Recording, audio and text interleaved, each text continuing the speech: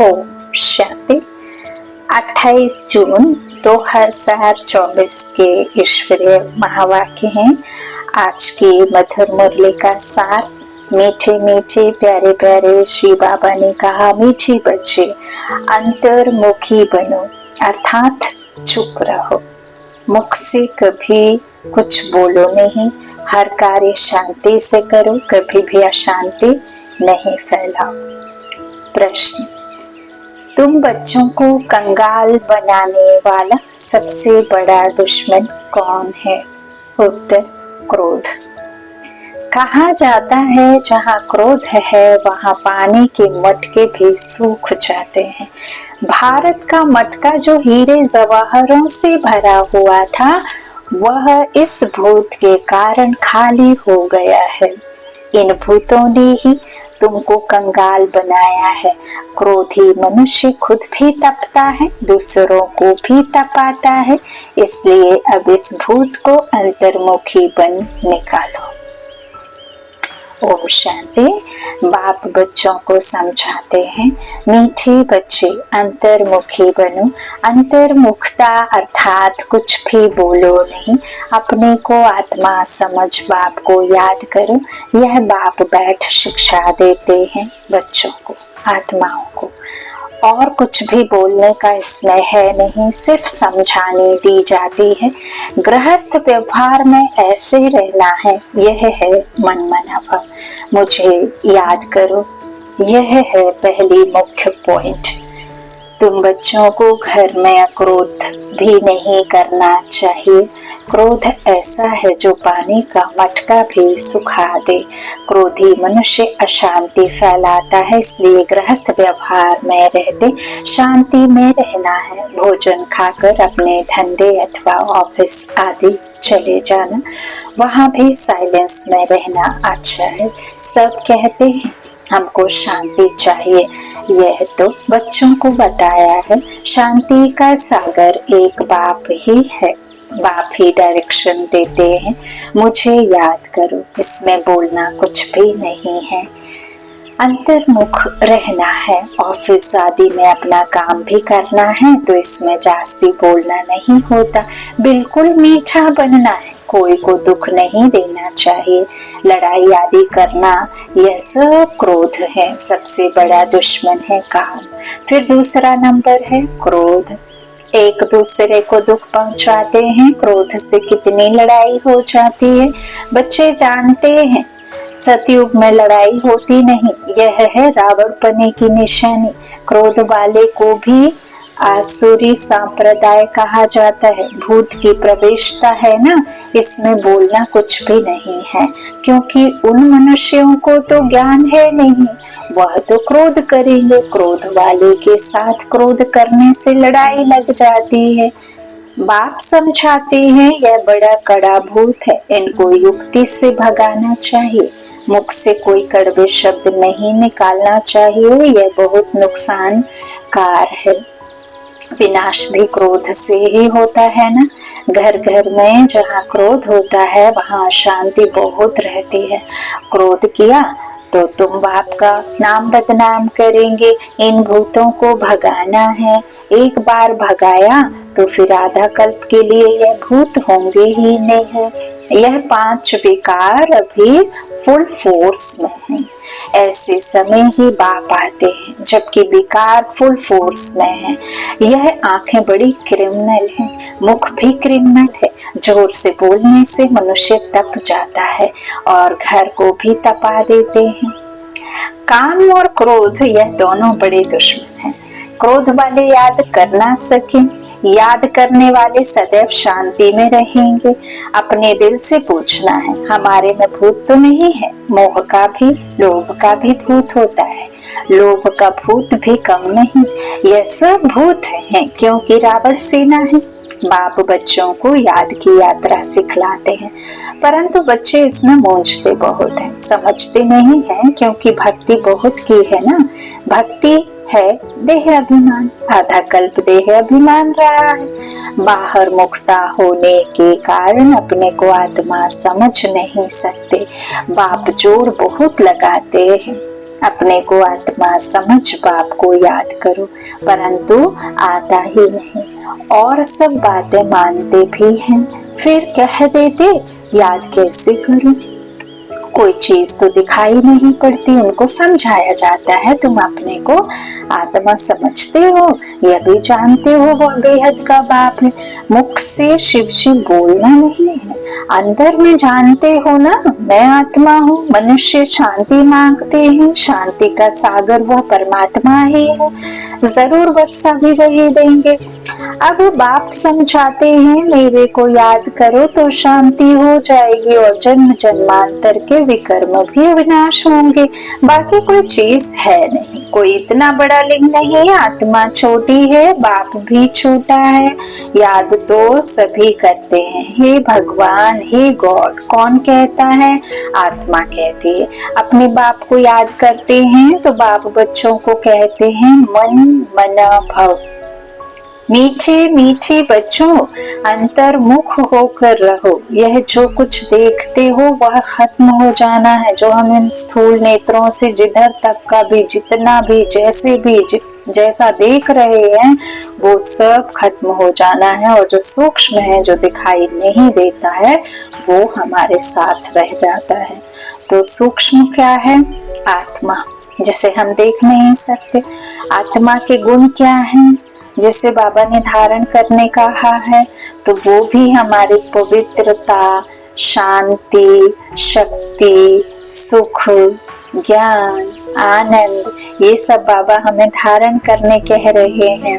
देवताई गुण धारण करने के लिए दाता बनाना है। तो ये 5 विकार, ये रावण रूपी 5 रिश्तेदारों को छोड़ना होगा। इस पुरानी दुनिया से, इस देह से, इस देह के संबंधों से, देह के पदार्थों से, देह के सुख सुविधाओं से, सबसे बुद्धि हटानी होगी। इसका मतलब ये नहीं है कि आप इन सुख सुविधाओं का आनंद ना लें, लेकिन बाबा कई दफा कह चुके हैं कि आप बच्चों को साधना को साधन बनाना है, ना कि साधनों को साधना, है ना। तो साधना ऐसी हो कि कल के लिए यदि आपके पास में वो सामान ना हो तो उसके बिना भी आप रह पाए, है ना। तो बाबा कहते हैं अभी बहुत जल्दी ये सब खत्म हो जाना है, बाकी आत्मा शांति में रहती है। आत्मा को शांति धाम ही जाना है, जहाँ की है वहीं जाएगी ना। जब तक आत्मा पवित्र नहीं बनी है तब तक शांति धाम जा नहीं सकती। ऋषि मुनि आदि सब कहते हैं शांति कैसे मिले, बाप तो सहज युक्ति बताते हैं। परंतु बच्चों में बहुत हैं जो शांति में नहीं रहते। बाबा जानते हैं, घरों में रहते हैं, बिल्कुल शांत नहीं रहते। सेंटर्स पर थोड़ा टाइम जाते हैं, अंदर में शांत हो, बाप को याद करें, वह नहीं है। सारा दिन घर में हंगामा करते रहते हैं, तो सेंटर पर आने से भी शांति में नहीं रह सकते हैं। कोई की देह से प्यार हो गया तो उनके मन को कभी शांति हो ना सके, बस उसकी याद आती रहेगी। बाप समझाते हैं मनुष्यों में है 5 भूत, कहते हैं ना इनमें भूत की प्रवेशता है, इन भूतों ने ही तुमको कंगाल बनाया है। वह तो करके एक भूत होता, वह भी कभी प्रवेश कर लेता है। जो आत्मा के अंदर एक दूसरी आत्मा प्रवेश कर जाती है तो वो भूत प्रवेश कर लेता है। बाबा कहते फिर भी वो एक है। बाप कहते हैं यह 5 भूतों की एक में प्रवेशता है, हर एक में प्रवेशता है। बाबा कहते 5 भूतों की। बाबा आकर हमको शांति दो, इन भूतों को भगाने की युक्ति बताओ। यह भूत तो सभी में है, व्याप्त है ना रावण राज्य। तो बाबा कहते हैं यह रावण राज्य है ना, सबसे कड़ा भूत है काम और क्रोध। बाप आकर भूतों को भगाते हैं तो उनकी एवज में कुछ मिलना तो चाहिए ना। वह भूत प्रेत भगाते हैं, मिलता कुछ भी नहीं है। यह तो बच्चे जानते हैं। बाप आते हैं सारे विश्व से भूतों को भगाने। अभी सारे विश्व में सब में भूतों की प्रवेशता है। देवताओं में कोई भूत नहीं होता, ना देह अभिमान का, ना काम, क्रोध, लोभ, मोह, कुछ भी नहीं होता। लोभ का भूत भी कम नहीं। यह अंडा खाओ, वह गाँव बहुतों में भूत रहते हैं, अपने दिल से समझते हैं बरोबर हमारे में काम का भूत है, क्रोध का भूत है। तो इन भूतों को निकालने के लिए बाप कितना माथा मारते हैं। देह अभिमान में आने से दिल होती है भागी, पहनूं यह करूं, फिर कमाई सारी चट हो जाती है। क्रोध वाले का भी यह हाल है। क्रोध में आकर बाप बच्चों को क्या करते हैं? क्रोध में आकर बाप बच्चों को मार देते हैं, बच्चे बाप को मार देते हैं, स्त्री पति को मार डालती है ना। जेल में जाकर तुम देखो कैसे कैसे केस होते हैं। इन भूतों की प्रवेशता के कारण क्या हाल भारत का हो गया है। अब यहाँ बेहद के बाप की बात नहीं हो रही, लौकिक में जो स्थूल में जब हम देह के भान में आते हैं और ये हम 5 विकारों की दुनिया में रावण के राज्य में आते हैं, तो बाबा क्या कह रहे हैं? क्रोध में आकर स्त्री पति को मरवा देती है, पति स्त्री को, बाप बेटे को, बेटे बाप को मरवा देते हैं। तो बाबा कहते हैं जेल में देखो कैसा कैसा हाल है। तो इन भूतों की प्रवेशता के कारण क्या भारत का हाल हो गया है। भारत का जो बड़ा मटका था, जो सोने हीरो आदि से भरा हुआ था, वह अब खाली हो गया है। क्रोध के कारण कहते हैं ना, पानी का मटका भी सूख जाता है। तो यह भारत का भी ऐसा हाल हो गया है। बाबा कहते हैं यह भी कोई नहीं जानते हैं, बाप ही आते हैं भूतों को निकालने के लिए, जो और कोई भी मनुष्य मात्र नहीं निकाल सकते। ये 5 भूत बड़े जबरदस्त हैं। आधा कल्प तो इनकी प्रवेशता रही है। इस समय तो बात मत पूछो, भल कोई पवित्र रहते हैं, परंतु जन्म तो विकार से ही मिलता है ना। भूत तो है ना। 5 भूतों ने भारत को बिल्कुल कंगाल बना दिया है। ड्रामा कैसे बना हुआ है।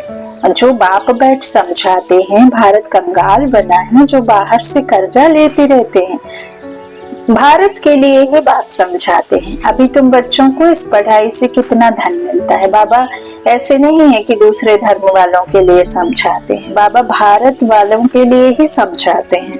लेकिन बाबा कहते हैं रावण रूपी जब बॉम्ब ब्लास्ट हुआ तो मेरे बच्चे दुनिया के कोने कोने में पहुंच गए हैं। इसीलिए फिर बाबा ने अपने ये सेवा निमित्त बच्चों के द्वारा दुनिया के कोने कोने में पहुंचाई है, ताकि बाबा के बच्चों को करंट जाए और वो वापस आ जाए, है ना। और धर्मों में भी कन्वर्ट हो गए हैं। तो बाबा कहते हैं अब मैं आया हूँ, है ना। 5 भूत बड़े जबरदस्त है ना, तो इनको निकालने के लिए।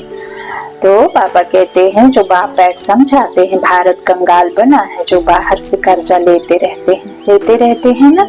तो कितना कुछ हो गया है। बाबा कहते हैं भारत का भी ऐसा हाल हो गया है। तो जो और कोई भी मनुष्य मात्र नहीं निकाल सकते।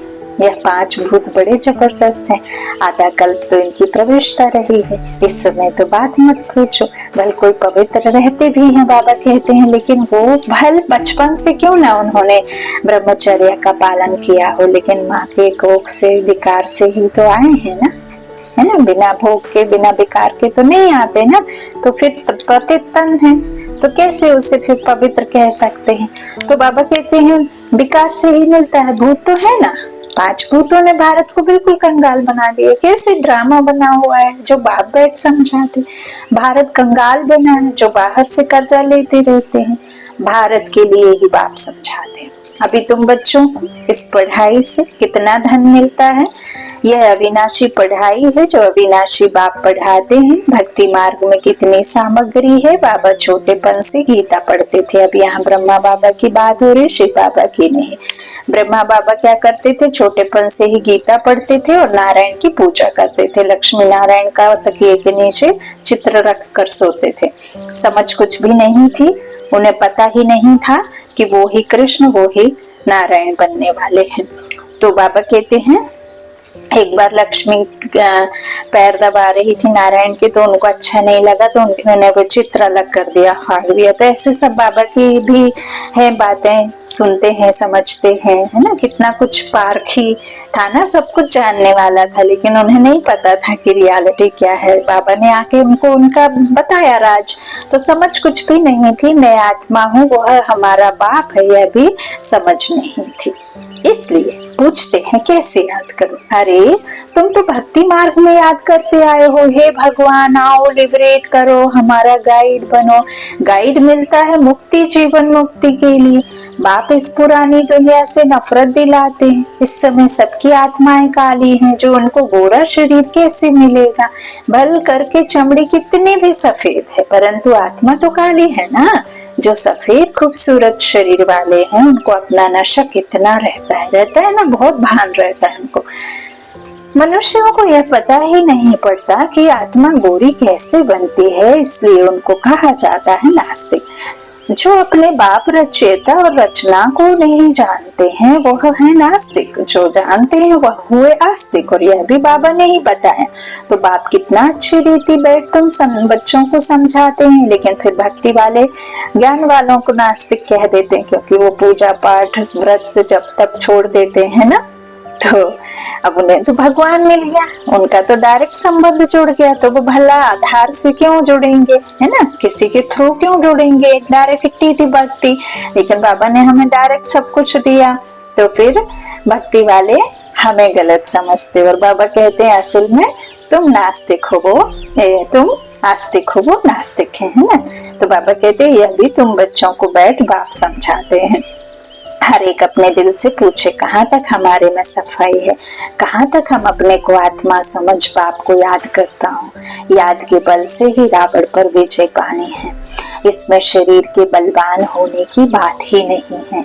इस समय सबसे बलवान अमेरिका है, क्योंकि उनके पास धन दौलत बारूद आदि बहुत है, तो बल हो गया जिस्मानी मारने लिए। बुद्धि में है हम विजय पाए। बाबा कहते लेकिन देखो कोविड के टाइम सबसे पहले जो वायरस था वो सबसे जास्ती अटैक उसी देश पर हुआ था, और वो घुटनों के बल देखो कैसे टूट कर रह गए थे। तो जब प्रकृति अपना बदला लेती है ना, तो फिर किसी की ताकत काम में नहीं आती है। तो बाबा कहते लेकिन अभी उनको ऐसा लगता है कि वो बुद्धि में कि विजय पाए। तुम्हारा तो है रूहानी बल, तुम विजय पाते हो रावण पर, जिससे तुम विश्व के मालिक बन जाते हो। तुम्हारे ऊपर कोई जीत पा नहीं सकता। बल कितने भी पावरफुल बाबा कहते हैं यहाँ और धर्म वाले हैं, लेकिन उनको नहीं पता ना कि जीत किसकी होगी। आधा कल्प के लिए कोई छीन नहीं सकता तुम्हारे तुमसे पावर। तो और कोई को बाप से बरसा मिलता नहीं। तुम क्या बनते हो थोड़ा विचार करो। बाप को तो बहुत प्यार से याद करना है और स्वदर्शन चक्रधारी बनना है। वह समझते हैं स्वदर्शन चक्र से विष्णु ने सबका सिर काटा है, लेकिन इसमें हिंसा की तो बात ही नहीं है। तो मीठे मीठे बच्चों को बाप कहते हैं, मीठे बच्चे तुम क्या थे, अब अपनी हालत तो देखो। भल तुम कितनी भी भक्ति आदि करते थे, परंतु भूत निकाल नहीं सके। क्या क्रोध कम हुआ? क्या घर में किसी प्रकार की समस्या थी तो वो जीवन भर के लिए खत्म हुई? क्या किसी को आप बदल पाए? क्या खुद को आप बदल पाए? क्या आप कभी दुखी नहीं हुए? क्या आप अपने अंदर से वो सब निकाल पाए जो बाबा कहते हैं दुख का कारण है? नहीं निकाल पाए, क्योंकि हमें पता ही नहीं। तो बाबा कहते हैं भूत तो नहीं निकाल पाए ना, भल कितनी भी भक्ति करी। अभी अंतर्मुख होकर देखो, हमारे में कोई भूत तो नहीं है। कोई से दिल लगाई, भागी पहनी तो समझो चट खाते में गया। उनका तो मुंह देखना भी अच्छा नहीं लगता। वह तो जैसे अछूत है, सूक्ष्म नहीं है, अंदर में दिल खाती है, बरोबर मैं अछूत हूँ। बाप कहते हैं देह सहित सब कुछ भूलो, अपने को आत्मा समझो। यह अवस्था रखने से ही तुम देवता बनेंगे। तो कोई भी भूत नहीं है, आने चाहिए। समझाते रहते हैं अपनी जांच करो, है ना। बाबा ने दर्पण दिया है ना, कौन सा दर्पण? बुद्धि रूपी दर्पण। अच्छे और बुरे की बात पहचान बाबा ने दी है ना, रॉन्ग और राइट। तो रॉन्ग और राइट को अपने बुद्धि रूपी दर्पण में देखो, चेक करो, चेंज हो जाओ, है ना। अटेंशन देना, अटेंशन देते देते टेंशन में नहीं आना। बहुत सहज रीति याद करना है, बाबा को चेक करना है खुद को। तो बाबा कहते हैं अपनी जांच करो, भक्तों में क्रोध है, गाली देने बिगड़ रहते नहीं। फिर लड़ाई चल पड़ती है। क्रोध तो बहुत खराब है। भूतों को भगाकर एकदम क्लियर होना है। शरीर याद भी ना आए, तब ऊंच पद पा सकेंगे। इसलिए 8 रत्न गाए जाते हैं। कितनी मुश्किल पाके उतना 8 रत्न मिली बाबा को देखो। तो तुमको ज्ञान रत्न मिलते हैं। रत्न बनने के लिए कहते हैं भारत में 33 करोड़ देवताएं थे, परंतु उनमें भी 8 रत्न पास विद ऑनर होंगे। हर कोई तो मेरिट में नहीं आएगा ना, तो उनको ही प्राइज मिलेगी। जैसे स्कॉलरशिप मिलती है ना, तुम जानते हो मंजिल बहुत भारी है, चलते चलते गिर पड़ते हैं, भूत की प्रवेशता हो जाती है, वहां बेकार होता ही नहीं। तुम बच्चों की बुद्धि में सारे ड्रामा का चक्र फिरना चाहिए। तुम जानते हो 5000 वर्ष में कितने मास, कितने घंटे, कितने सेकंड होते हैं। कोई हिसाब निकाले तो निकल सकता है। फिर यह जो झाड़ है उसमें भी यह लिख देंगे कि कल्प में इतने वर्ष, इतने मास, इतने दिन, इतने घंटे, इतने सेकंड होते हैं। मनुष्य कहेंगे यह तो बिल्कुल एक्यूरेट बताते हैं, 84 जन्मों का हिसाब बताते हैं, तो कल्प की आयु क्यों नहीं बताएंगे। बच्चों को मुख्य बात तो बताई है कि कैसे भी करके भूतों को तो भगाना है। इन भूतों ने तुम्हारी पूरी सत्यानाश कर दी है। सब मनुष्य मात्र में भूत जरूर है, ऐसा हो ही नहीं सकता कि भूत ना हो। कोई ना कोई भूत हर एक में जरूर है।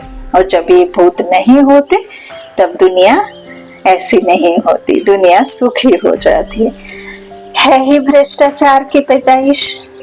वहां भ्रष्टाचार होता नहीं। रावण ही नहीं है, रावण को भी कोई समझते नहीं है। तुम रावण पर जीत पाते हो, फिर रावण होगा ही नहीं। अभी पुरुषार्थ करो। बाप आए हैं तो बाप का वर्षा जरूर मिलना चाहिए। तुम कितना बारी देवता बनते हो, कितना बारी असुर बनते हो, उनका हिसाब नहीं निकाल सकते। अनगिनत बार बने होंगे।